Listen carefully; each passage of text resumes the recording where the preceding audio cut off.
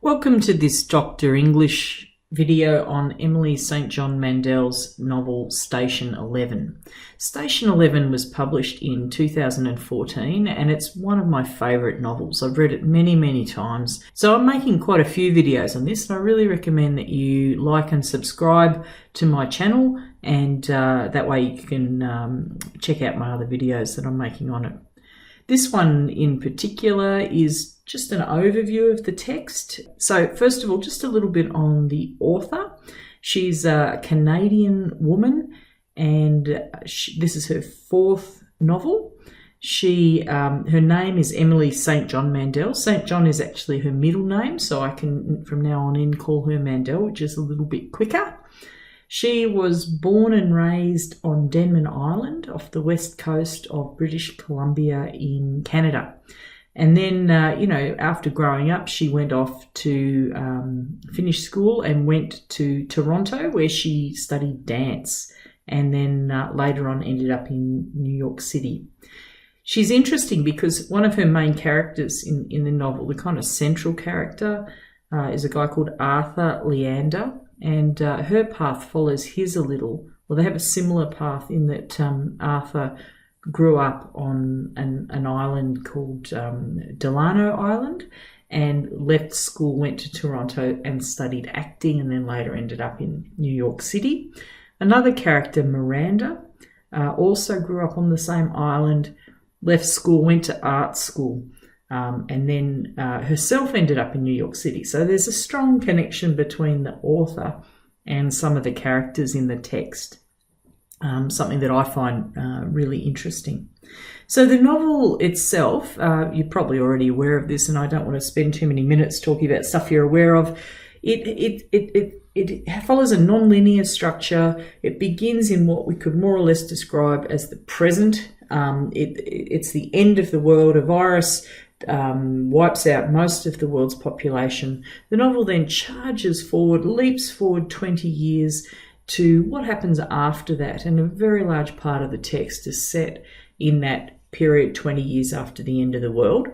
It does jump back 5 years before that, and fills in some of the details along the way as well, and it goes back and forth between those future times and the now time.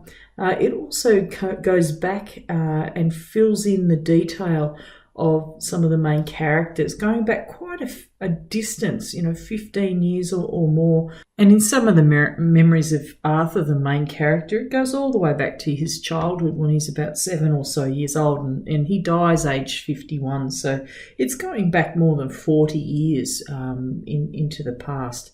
So it has this non-linear structure going backwards and forwards. Some of the other things we should probably mention are, just trying to identify the genre of it has been a little bit controversial. It won the 2015 Arthur C. Clarke Science Fiction Award, but the author doesn't really accept that it's a science fiction novel. It doesn't have any, things in it that are science fiction. It's speculative, I suppose that's true, and it's certainly post-apocalyptic. And definitely, I would say, it's definitely literary fiction. It's beautifully written and a very classy piece of work. Very interesting to read what Mandel has to say. She is widely interviewed and can be found all over the place talking about her writing and about this work, which is her most famous. She said something really interesting about her as a literary writer, in that she likes the quality writing, the deep characters, the exploration of themes, the use of language, all of those things that literary writers do. But she wants it all. She wants more than that. She wants a strong plot and stuff there that's going to keep you interested and engaged. And I must admit, I want the same thing, and that's one of the reasons I've loved this novel so much. That post-apocalyptic story is absolutely gripping, and in fact in her other novels, as she has written crime, and it has that same effect of making the work not just beautifully written and insightful, but also fun and interesting and exciting and engaging. So she's totally succeeded with that. Some of the other things we should talk about are the narrative voice of the text. This is what we call a third-person narrative voice. So it has a narrator who describes what is going on with the characters. It is the narrator is able to inhabit the minds of characters and find out what their thoughts are and relate those to the reader. The narrator takes up alternating perspectives. So in any given chapter, it will stick with the character who it's following, the narrator is following, but it will alternate at different points so that we get to find out the feelings and thoughts of a number of different characters. The key characters are Arthur, Kirsten, Jeevan, Clark, and Miranda, and the narrator gives us the thoughts of all 5 of those characters. There are many other characters as well, Elizabeth and Tyler being 2 important ones, but the narrator doesn't get into their thoughts at all. There is a 6th character, Sydney, who is also called the clarinet, and interestingly, the narrator does go into her mind and takes her perspective. And it's very interesting to note that she is herself someone who is interested in writing, and I wonder whether Emily St. John Mandel has identified a little bit with that character as well, as she has clearly identified with the other characters in the text to varying extents. All right, what else can we talk about very quickly? I'm trying not to make this video too long. So the narrative structure, it has 9 sections, and each section has a number of chapters in it, most of them around 6, but that varies. So the sections are called the Theatre, A Midsummer Night's Dream, I Prefer You with a Crown, The Starship, Toronto, The Airplanes, The Terminal, The Prophet, and the final section, which is called Station 11, the title section of the novel. So that might just do, except for the epigraph. So I'm going to now discuss the epigraph, which appears at the start of the text. Now this is the epigraph that Mandel has placed to begin Station 11, and I must admit I'm a bit of a lazy reader, and whenever I see these things I usually just glance over them and think no idea what they're talking about there or why it's there, and just skip over it. And I think that's entirely understandable, because until you've read the novel, how are you to know or interpret or understand how that epigraph connects with the key themes in the text? But here I'm going to just unpack it for you a little bit first. First thing is the poet himself, and you'll see his name over here. This is a Polish name. I think he was born in Lithuania and lived in Poland. Now I'm struggling to pronounce his name, so I'm going to have a go. But I'm going to play. I've looked it up on the internet, and I will play it for you. Czesław Miłosz. Czesław Miłosz. I make that as Czesław Miłosz, and that's as good as I can do with that. He's actually a really famous poet, and this is him here, who has won many awards, including the Nobel Prize for Literature. One of the reasons he's significant is that he grew up in Europe and was in Poland during World War II, when the Nazis had control of Poland. And although he wasn't Jewish, he was involved in trying to help Jewish people survive World War II. He had to get out of Europe after World War II because he didn't want to live under the Russian Soviet rule, and ended up settling in America. Later on, he returned, after the fall of the Iron Curtain, he moved between the two places. So why this guy? Why this poem? The bright side of the planet moves towards darkness, and the cities are falling asleep, each in its hour. And for me, now as then, it is too much. There is too much world. And I think because it's poetry, it's there for you to interpret and for me to interpret, but it would be pretty lazy if I just said, welcome to my YouTube channel, do your own interpretation. So I will give you mine. I think for me, there's a really strong sense of, being part of a world, and whatever happens to us, we feel that we are somehow, in the modern world, we feel that we are somehow part of a planet where different things are happening at different parts of the globe. And I think the novel has that feeling of a global awareness as well, and that what affects one part of the world affects the other part of the world. And within this, you have that sense of that the world is turning, and that we're all part of the same rotating thing that just goes on and on.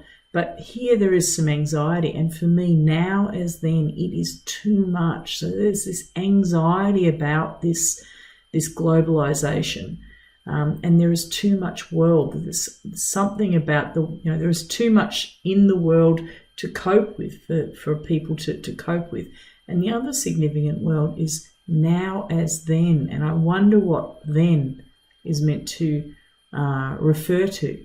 And given that Miloš is a survivor of World War II, and that obviously has played on how could it not, played on him since, that perhaps there is that sense of reflecting back onto that apocalyptic experience of the Holocaust, and thinking about the world now and the world then, and so forth. And I wonder if those are the connections. You'll see that it's attributed to the Separate Notebooks. Now, the Separate Notebooks is not the name of the poem, but where you'll find this poem. So I'm going to take you to that. I've managed to borrow it and had a bit of a read of the poem in its entirety. And here it is. The Separate Notebooks. All right, so I found it, and this text is laid out with the original Polish on one side and the English on the other, and the 4 lines we're talking about are these 4 right here, just near the end. So in order to get to those, we need to go to the previous page and begin down here near the bottom.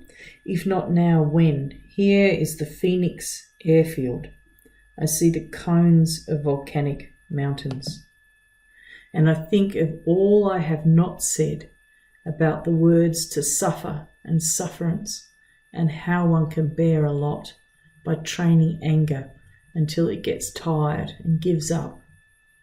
Here is the island Cowie, an emerald set among white clouds, warm wind in the palm leaves, and I think of snow in my distant province where things happened that belong to another inconceivable life. The bright side of the planet moves towards darkness, and the cities are falling asleep, each in its hour. And for me, now as then, it is too much. There is too much world. I've had a bit of time to think about this, and here are some of the connections and meanings I see. First of all, that airfields appear in Station 11, and this question here, if not now, when? Are we poised on the brink of something? When is something going to happen? It might happen now, it may happen in the future. And here, over here, and he's talking here about suffering and sufferance, and bearing a lot. And I wonder, is he reflecting back on that history, the Holocaust history, and its powerful significance and everything. But here we dart out of that, and we are talking about the island of Cowie, which is in Hawaii, an emerald set among white clouds. And so we're talking about something that's beautiful.